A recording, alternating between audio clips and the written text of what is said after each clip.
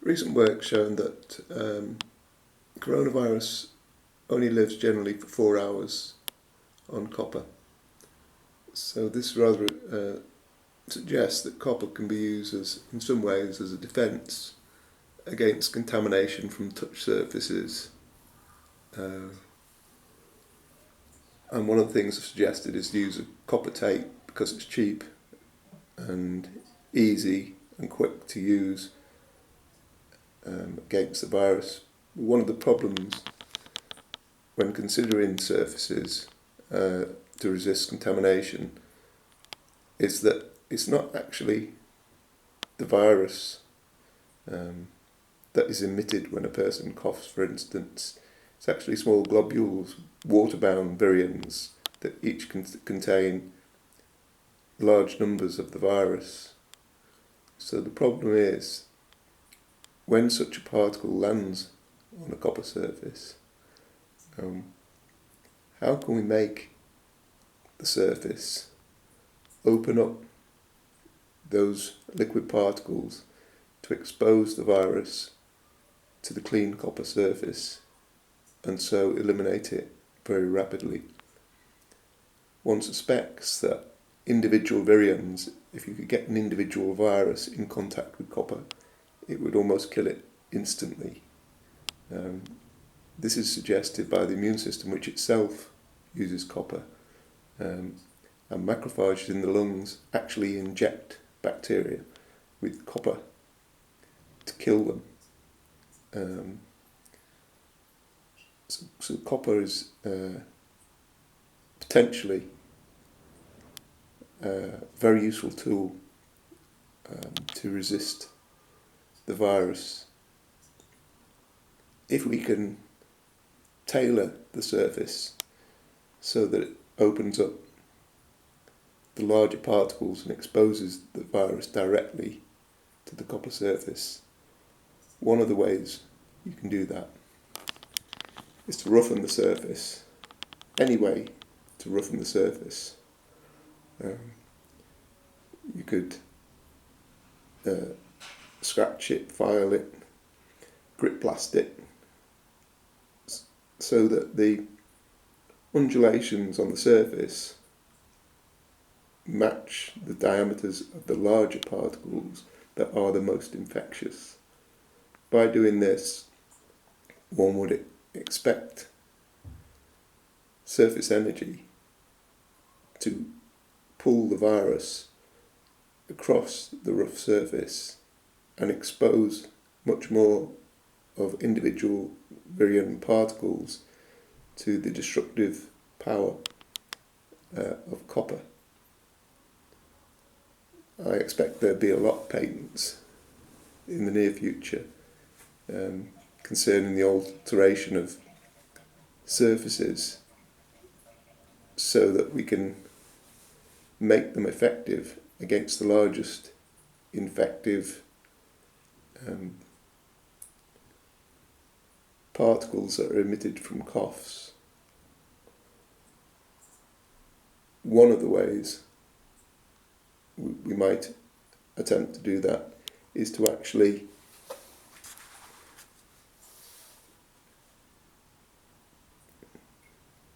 blast the surface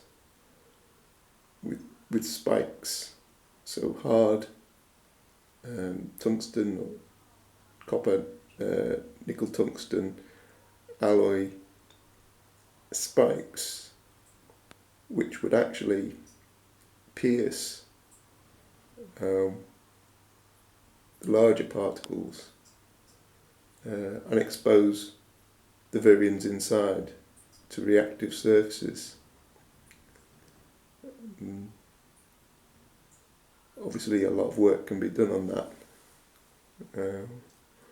but basically the idea is to grip blast a surface with a very hard metal, either nanoparticles or microparticles, which have lenticular and sharp ends, so that they actually open up liquid-based particles with virus in and stretch them across the reactive copper surface.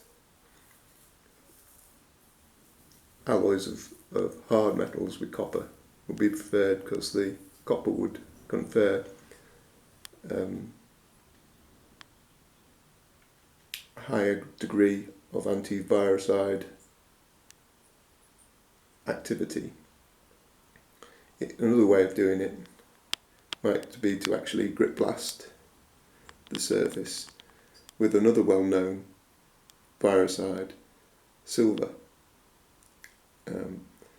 This might be expected to leave both a rough surface and traces of silver actually cold welded into the copper surface. So it might involve very small amounts of silver effectively alloyed with the copper on the surface. So we get the double effect. Silver's well known as an antiviricide. It's been used by doctors in catheters for a century or even more, as has copper. So we get a double whammy, and it might not involve use of much silver, just what's physically impregnated into copper surfaces through grip blasting. So we could have the combination of roughness and optimum roughness, and this could be aimed at the larger size virus particles, which are the most infective.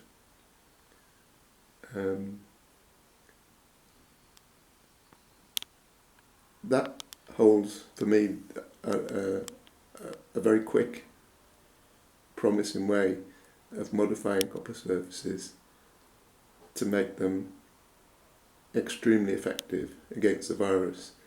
One would add that in all experiments with copper, especially those done and including those done in America, that no copper surface will actually be clean. Even if you mechanically scour the surface of copper to remove everything on it, within 10 to the minus 15th of a second, the surface will be covered in a monolayer of atoms. Another 10 to the minus 7 seconds, a second monolayer of form, and 1,000th of a second, or 10 to the minus 4 of a second, another monolayered form. So more or less instantly, after mechanically scouring or cleaning the surface of copper, it becomes contaminated, and that effectively distances the most reactive part of the copper from any virus or virus particle. So interestingly, a way around this to some extent is the acetic acid actually in fingers and skin, because it's very reactive and etches copper surfaces. So actually touching the copper might actually expose clean surface of copper to the virion, and it might be that such surfaces, copper and copper impregnated with silver or with spikes, are very, very effective at killing the virus because of the interaction between acetic acid in the skin and the innate strong virucidal activity of copper surfaces and possibly silver. So that's one way of going forward to utilise the roughness of a surface against this virus. It's not self-evident from just considering the action of copper against one virus. What we've got to deal with in reality is copper covered with a layer of contamination up against particles of thousands of virions or viruses.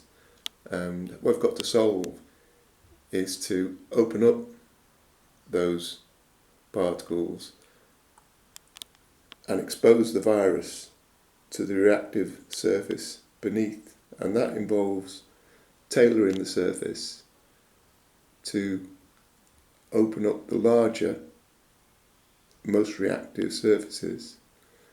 And a clue to the fact that the surface roughness does affect the virus is that cardboard actually reduces the lifetime of the virus to a day, over perhaps 3 days on steel, paint or plastic surfaces, suggesting that just that surface effect has a strong influence on the lifetime of the virus. And moreover, it indicates that we can add in that surface effect to the innate virucidal activity of copper to create a most effective copper surface against the virus. Moreover, it rather suggests that it's a cheap, simple method, together with tape, which could easily be blasted to produce such surfaces, or impregnated with other metals that also have virucidal activity, or other metals which change the surface energy across the surface to manipulate the liquid particles, so to open them up effectively and deliver the virion to the reactive and antivirus metal surfaces that we produce. It would be possible to grip blast tape with silver in an industrial process, and it wouldn't necessarily involve using much silver because the silver is continuously recycled, but traces of silver would be enough to impart an improved antiviral activity of such a surface.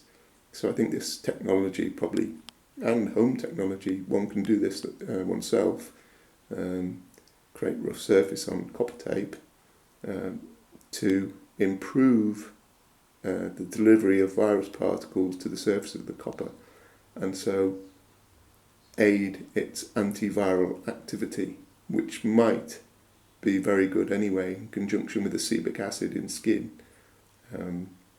which might be expected to etch the copper and expose the clean copper surface to the virus beneath the finger or hand.